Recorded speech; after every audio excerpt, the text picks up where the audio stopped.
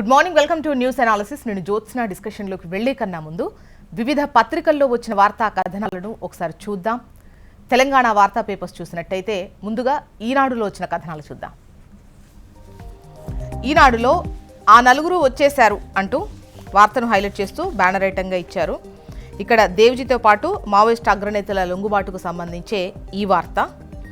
Maoist party చరిత్రలో అత్యంత కీలక లొంగుబాటు, మునుపెన్నడూ లేని రీతిలో ఒకేసారి నలుగురు అగ్రనేతలు జనజీవన స్రవంతిలో కలిశారు. పార్టీ అత్యున్నత నిర్ణాయక కమిటీ అయిన పొలిట్ బ్యూరో సభ్యుడు తిప్పిరి తిరుపతి అలియాస్ దేవ్జీ అలియాస్ కుమ్ము దాదా, కేంద్ర కమిటీ సభ్యుడు మల్లా రాజిరెడ్డి అలియాస్ సంగ్రామ్, తెలంగాణ రాష్ట్ర కమిటీ కార్యదర్శి బడే చొక్కారావు అలియాస్ దామోదర్, రాష్ట్ర కమిటీ సభ్యుడు నూనె నరసింహారెడ్డి అలియాస్ గంగన్న నిన్న డీజీపీ శివధర్ రెడ్డి సమక్షంలో లొంగిపోయారు. దేవ్జీ సంగ్రామ్లకు 25 లక్షల చొప్పున, మిగిలిన ఇద్దరికి 20 లక్షల చొప్పున పునరావాసం చెక్కుల్ని అందించారు. ఇక పార్టీ ఇక్కడ పుట్టి ఇక్కడే అంతమైందన్నట్టు ఉంది అన్నారు డీజీపీ శివధర్ రెడ్డి. 93 నుంచి ఇప్పటి వరకు తెలంగాణకు చెందిన 5,865 మంది మావోయిస్టులు లొంగిపోయారు. లొంగిపోయిన వారికి ఎటువంటి ప్రాణభయం లేదు. అవసరమైతే మా ప్రాణాలు అడ్డు వేస్తాం.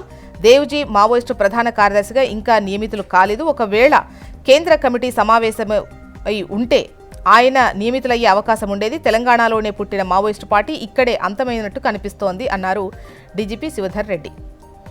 ఇక ఆలస్యమే అమృత్మా అంటూ అమృత్ 2.0 పనుల్లో ఎడతెగని జాప్యం, మున్సిపాలిటీలు కార్పొరేషన్లలో కొరవడుతున్న పర్యవేక్షణ అంటూ ఈ పుర నగరపాలికల్లో తాగునీటి భూగర్భ డ్రైనేజ్ వ్యవస్థను మరింత బలోపేతం చేసేందుకు, మురుగునీటి శుద్ధి కోసం ప్లాంట్ల నిర్మాణానికి అమృత్ 2.0 నిధులతో రాష్ట్ర వ్యాప్తంగా పలుచోట్ల చేపట్టిన పనుల్లో ఎడతెగని జాప్యం జరుగుతోంది అంటూ ఈ వార్తనిచ్చారు. ఇక ఏకగ్రీవమా రెండో స్థానానికి పోటీన రాజ్యసభ సీటుకు కాంగ్రెస్లో పెరుగుతున్న ఆశావహులు, మైనారిటీ అభ్యర్థిని బరిలో దించనున్న బీఆర్ఎస్ అంటూ ఒక క్వశ్చన్ మార్క్ను హైలైట్ చేశారు. ఇక చిరకాల వాంఛ నెరవేర్చారు అంటూ ఉద్యోగులు పెన్షనర్లకు ప్రకటించిన ఆరోగ్య బీమా పథకాలు చరిత్రలో నిలిచిపోతాయి. ముఖ్యమంత్రి రేవంత్ రెడ్డికి పలు సంఘాల నేతల ధన్యవాదాలు అంటూ ఈ వార్తనిచ్చారు. ఇక ముంచుకొస్తోంది ఏఐ సునామీ అంటూ సమాజమే సిద్ధంగా లేదు, ఉద్యోగాలు కోల్పోయేలా చెయ్యం. Anthropic CEO Dario అమడోయ్.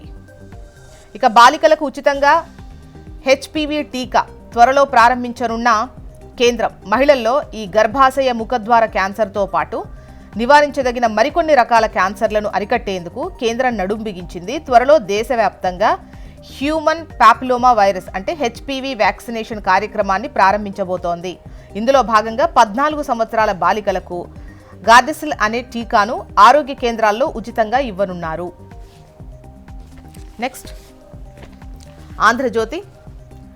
ఇక్కడ పైన టాప్లో ఏఐ సమ్మిట్ వద్ద నిరసన కేసులో యూత్ కాంగ్రెస్ ప్రెసిడెంట్ అరెస్ట్, 4 రోజుల పోలీస్ కస్టడీ విధించిన ఢిల్లీ కోర్టు. 8 మంది యూత్ కాంగ్రెస్ నేతలకు కూడా అల్లర్లకు పాల్పడినట్లు వారిపై అదనపు సెక్షన్లు నమోదు, అరెస్టును ఖండించిన రాహుల్ గాంధీ. ఇక పైన టాప్లోనే రీల్స్గా మనం వార్తలు చూస్తే బిడ్డ ఏడుస్తున్నాడని తల్లి మంటల్లో వేసింది. ఈ ఘటన హైదరాబాద్లోని బౌరంపేటలో జరిగింది. ఘోరం. చేతులు కాళ్ళు కట్టేసి నోట్లో గుడ్డలు కుక్కి నిప్పుల పొయ్యిలో పడేసిన వైనం. 2 నెలల శిశువు సజీవ దహనం. బిడ్డ తల్లిదండ్రులు మధ్యప్రదేశ్కు చెందిన వలస కూలీలట. బిడ్డ ఏడుస్తున్నాడని మంటల్లో వేసిందట.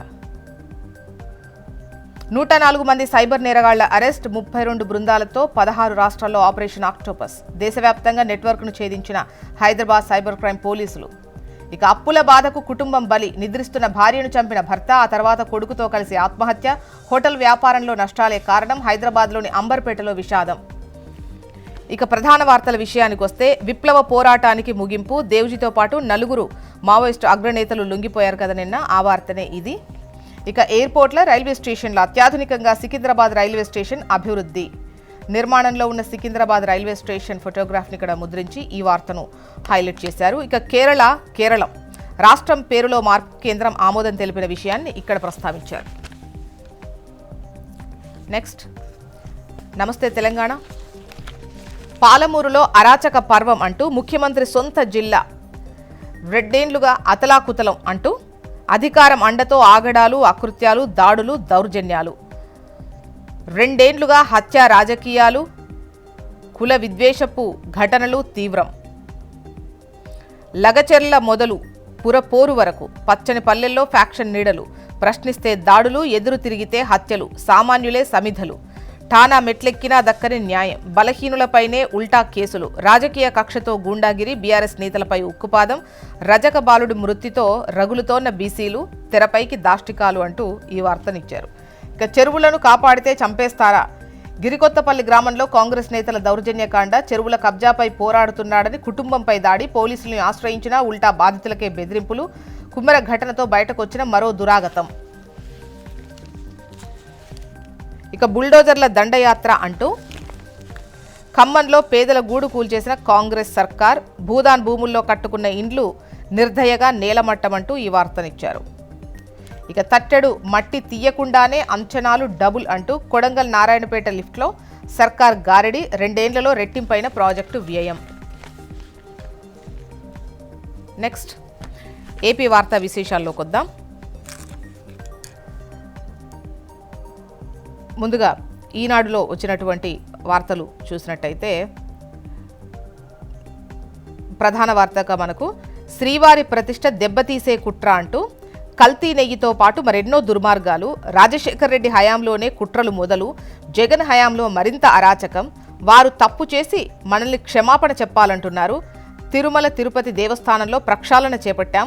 భక్తుల సేవకే పెద్దపీట. శాసనసభలో ముఖ్యమంత్రి చంద్రబాబు. దోషులుగా ఎవరున్నా శిక్ష పడాల్సిందే. నాటి తిరుమల తిరుపతి దేవస్థానం పాలక మండలిదే బాధ్యత. వారిని వెనకేసుకొస్తే గత ప్రభుత్వం ముఖ్యుడు బాధ్యుడే. దేవుడి సొమ్ము దోచేసిన వారి తరాలే లేచిపోతాయి. ఉప ముఖ్యమంత్రి పవన్ కళ్యాణ్.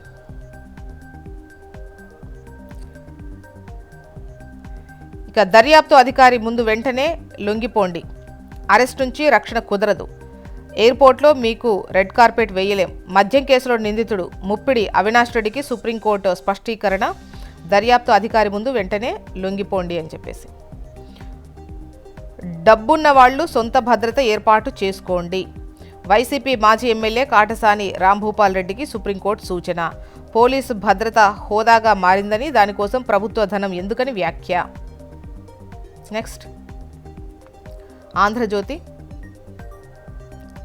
దేవుడు క్షమించడు అంటూ తిరుమల పవిత్రతను దెబ్బతీసేందుకు ముందస్తు కుట్ర అంటున్నారు సీఎం చంద్రబాబు నాయుడు. కల్తీ నెయ్యి వ్యవస్థీకృత సిండికేట్ నేరమే. చుక్క పాలు సేకరించని సంస్థలు, నెయ్యి టెండర్లు, రసాయనాలు, ఇతర పదార్థాలతో తయారీ. జంతు కొవ్వు కలిసిందని ఎన్డీడీబీ నివేదిక. దాని ఆధారంగానే నేను పవన్ మాట్లాడాం. 2022లోనే కల్తీ వెలుగులోకి. సిఎఫ్టిఆర్ఐ నివేదికను తొక్కిపెట్టిన సుబ్బారెడ్డి. వైఎస్ నాటి నుంచే తిరుమలలో అపచారాలు అంటూ సీఎం మాట్లాడిన విషయాన్ని ఇక్కడ హైలైట్ చేశారు. ఇక శిక్ష పడాల్సిందే అంటున్నారు డిప్యూటీ సీఎం పవన్ కళ్యాణ్. పాలు లేకుండా నెయ్యి చేసిన ఘనత వైసీపీదే. కెమికల్ నెయ్యి పాపం గత టీటీడీ పాలక మండలిదే అంటున్నారు. ఇక విపక్షంగా వైసీపీ విఫలం. నిర్మాణాత్మకంగా ఉండకుండా రాజకీయాలకే పరిమితం. అందుకే మనమే విపక్ష పాత్ర పోషించాలి. మంత్రులు, ఎమ్మెల్యేల ప్రసంగాలను ఏఐ ద్వారా విశ్లేషిస్తా. అసెంబ్లీ జరిగినన్ని రోజులు ఒక అంశంపై లఘు చర్చ. సందర్భాన్ని బట్టి నేను పవన్ చర్చలో పాల్గొంటాం. కేబినెట్ భేటీ తర్వాత మంత్రులతో సీఎం చంద్రబాబు. నెక్స్ట్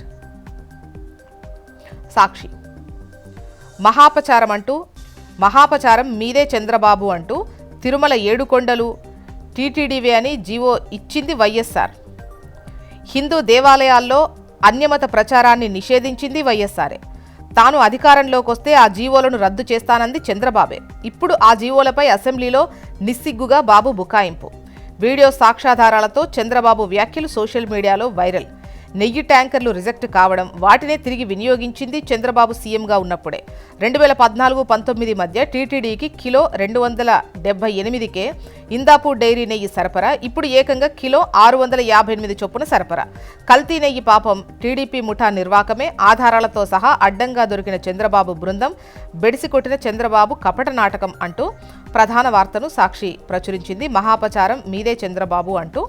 ఇక వైఎస్ జగన్ పేరు చెప్పాలని రఘురామ టార్చర్ అంటూ బీహార్ క్యాడర్ ఐపీఎస్ సునీల్ నాయక్ సంచలన ట్వీట్. లేదంటే నన్ను నిందితుడిగా చేర్చి అక్రమ కేసు పెడతానని బెదిరించారు అంటున్నారు ఆయన. ఇక నలుగురిని మింగేసిన డయేరియా, పాలకుల పాపానికి బలి, మున్సిపల్ కుళాయి నీరే కాలకూట విషమైంది. శ్రీకాకుళం నగరంలో మోగిన మృత్యు ఘంటిక, మరో 68 మందికి తీవ్ర అస్వస్థత, ఆలస్యంగా స్పందించిన ప్రభుత్వ యంత్రాంగం, సగం నగరం డయేరియా బారినే అంటూ ఈ వార్తనిచ్చారు. మొత్తానికి ఇవి ఇవాళ వివిధ పత్రికల్లో వచ్చినటువంటి వార్తా కథనాలు. ఇప్పుడు ఒక చిన్న బ్రేక్ తీసుకుందాం. బ్రేక్ తర్వాత డిస్కషన్లోకి వెళ్దాం. Stay tune.